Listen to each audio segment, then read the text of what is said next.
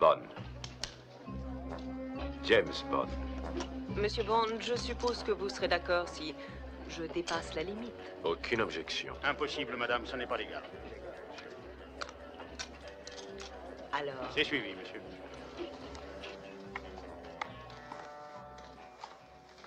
Vous êtes décidé à aller jusqu'au bout? Quand on demandait à Sean Connery sur quel ton il fallait dire « My name is Bond, James Bond », il répondait, c'est très simple. Vous le dites sur le même ton que « Passez-moi le sel ». James Bond contre Dr. No, c'est le premier James Bond de l'histoire. Terence Young en réalisera deux autres. Dr. No sort en 1962. L'année suivante, c'est Bon baiser de Russie. Et 2 ans plus tard, en 1965, Opération Tonnerre. Parlons d'abord de Ian Fleming, qui est l'auteur des romans. Le premier roman, Casino Royale, paraît en 1952. Ian Fleming, c'était un officier de la marine britannique qui, pendant la Seconde Guerre mondiale, a travaillé dans le renseignement, pas comme espion sur le terrain, plutôt comme coordinateur à un échelon plus élevé, mais il a fréquenté un milieu qui va lui donner ensuite l'idée de créer le personnage de James Bond. Quand le roman sort, il obtient un certain succès, et 2 producteurs, Albert Broccoli et Harry Saltzman, y voient matière à un film. Ce sont eux, en fait, les véritables auteurs de James Bond. Ils ne sont pas vraiment des auteurs stricto sensu, mais c'est eux qui vont créer la légende de James Bond. Les films mettant en scène James Bond, ne l'oublions pas, sont avant tout des thrillers, ce sont des films d'espionnage. Il faut remettre les choses dans leur contexte quand sort James Bond contre Dr. No. L'année précédente, en 1961, ça a été le fiasco du débarquement américain dans la baie des Cochons, à Cuba, avec la fameuse crise des missiles. Les soviétiques voulant implanter sur le territoire cubain des missiles nucléaires qui les mettaient à une portée tout à fait proche du territoire américain. On a su depuis qu'on avait vraiment frôlé la Troisième Guerre mondiale, la déflagration nucléaire finale. On n'en est peut-être pas loin aujourd'hui. Prions Dieu que cela ne se passe pas. Mais ce que je voulais vous dire, c'est que les James Bond, à cette époque, sont très ancrés dans une réalité politique du monde. Ce qui sera de moins en moins le cas ensuite, avec l'effondrement du mur de Berlin, puisque le monde de James Bond est un monde très manichéen, coupé en deux, avec d'un côté l'Occident et ses valeurs, les droits de l'homme, la liberté, et de l'autre côté, l'Est, les communistes, les méchants. C'est un monde très simpliste. Bon. Les films suivants, bien sûr, mais c'est l'évolution normale de l'histoire, seront un peu plus hors sol. Il va falloir créer de nouveaux ennemis parce que James Bond ne peut exister que s'il a un ennemi. Donc au début des années 60, on a le décor parfait pour une aventure de James Bond. Pour les producteurs Saltzman et Broccoli, il s'agit de trouver un acteur capable d'incarner l'espion. Beaucoup de noms vont circuler au début des années 60, notamment ceux de très grandes stars, des stars britanniques, bien sûr. Le nom de Cary Grant a sérieusement circulé, celui de Richard Burton, de Roger Moore déjà, qui incarnait à la télévision Ivanhoe dans une grande série télé, un feuilleton plutôt, car à l'époque on ne parlait pas de série mais de feuilleton. On a parlé aussi de James Mason, le grand James Mason, et aussi de Patrick McGoohan, qui sera le héros de la série Le Prisonnier. Mais finalement tout ça devient très compliqué et les producteurs se disent on va faire une chose très simple, table rase, on oublie les stars et on va choisir un inconnu. Et je crois que le génie de ces producteurs, c'est d'avoir choisi un inconnu.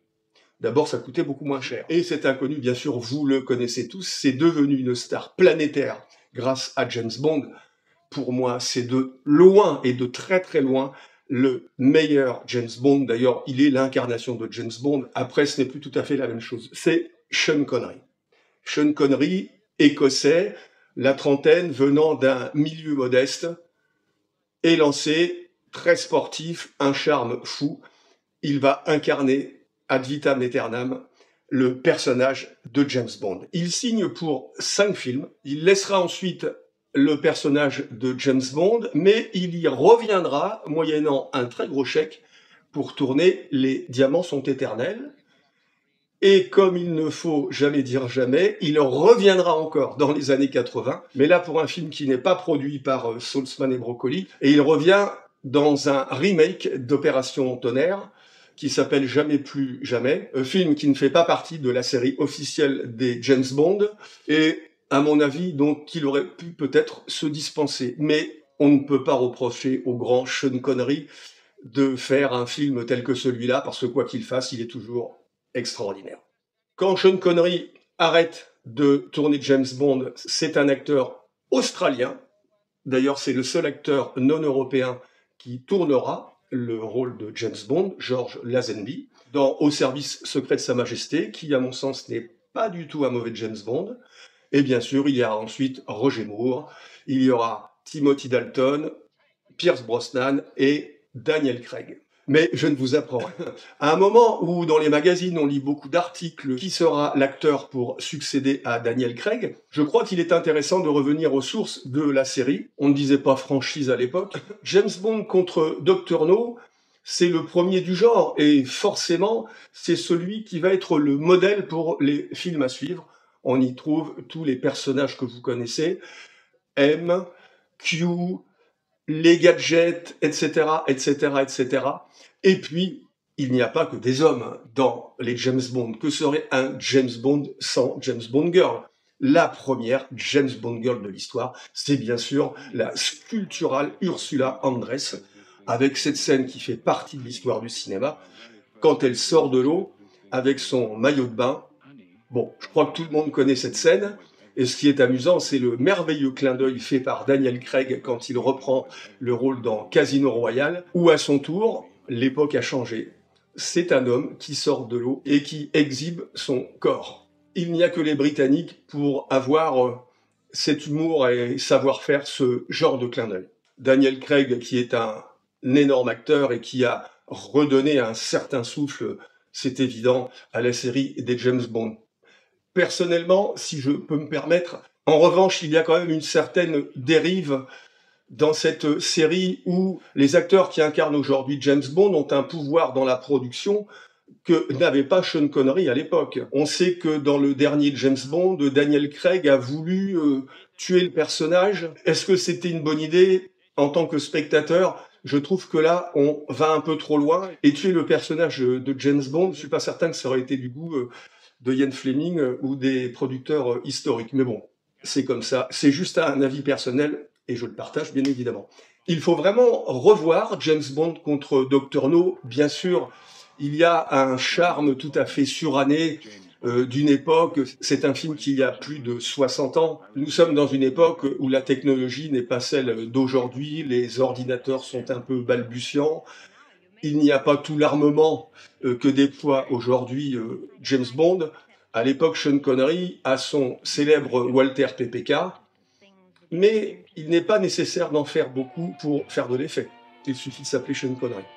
Voilà, franchement, je crois qu'il faut revoir, si vous ne l'avez pas vu, ce film, qui est vraiment un enchantement. Et puis, il y a les superbes décors de la Jamaïque, où a été tourné Dr No, la Jamaïque, où résidait d'ailleurs Ian Fleming. Si vous ne savez pas quoi faire cet après-midi ou demain, je vous conseille de revoir ou de voir James Bond contre Dr No, Terence Young, 1960. That has entertained millions of readers. The exotic and tantalizing Dr. No.